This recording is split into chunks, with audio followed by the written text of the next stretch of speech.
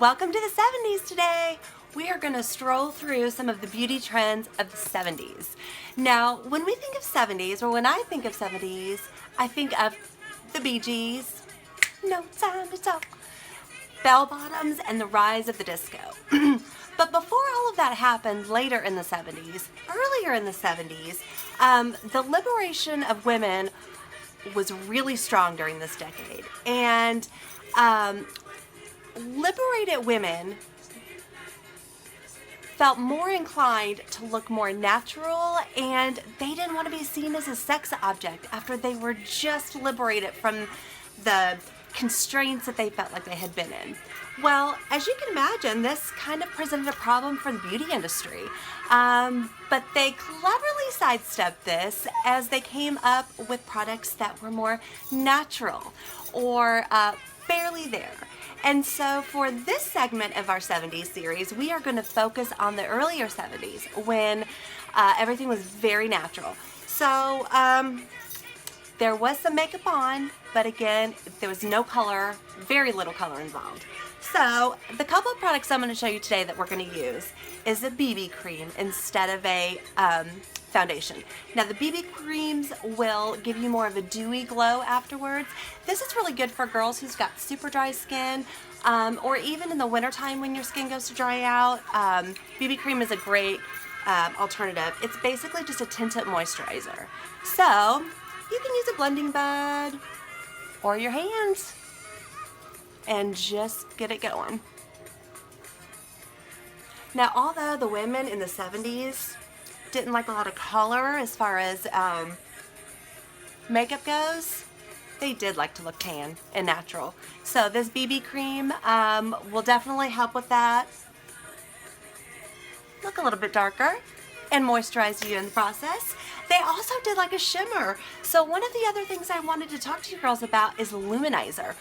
We have separate products for luminizers, and there are so many ways you can luminize your cheeks here. It's basically just putting a little glittery glow that catches the light and makes you sparkle a little bit.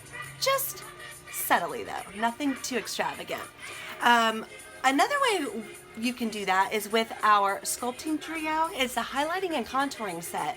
But the third part of this is nothing but a luminizer. So I'm going to take this and literally you just rub your finger and boom. Can you see that? Just a little bit of a highlight there. Just as it hits the light. And this was very popular in the 70s. So we're going to, stay true to the era.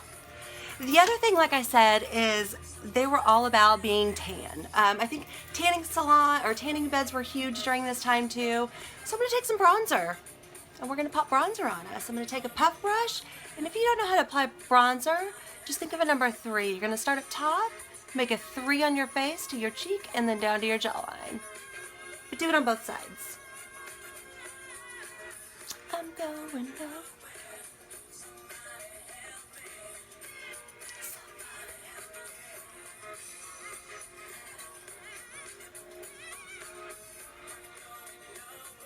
Now bronzer I've used too for eyeshadow and also for your lips, so that's another day, but bronzer is definitely one of those multi-use products that you can use.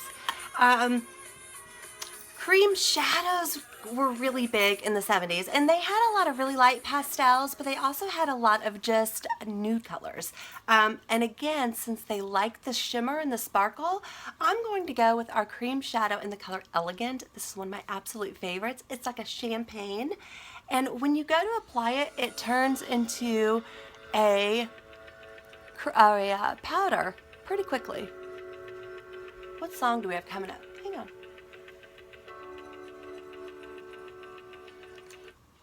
Got a stinking commercial. We're gonna shut that off.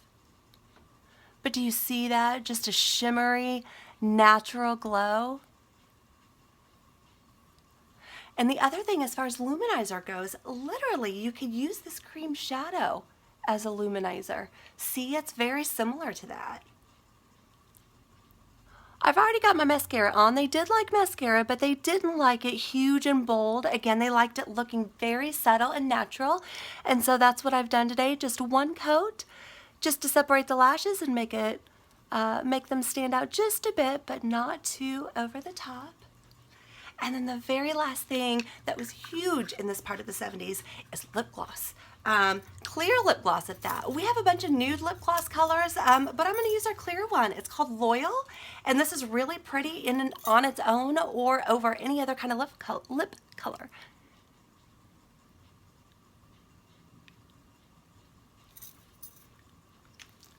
And there you have it, your finished, natural, dewy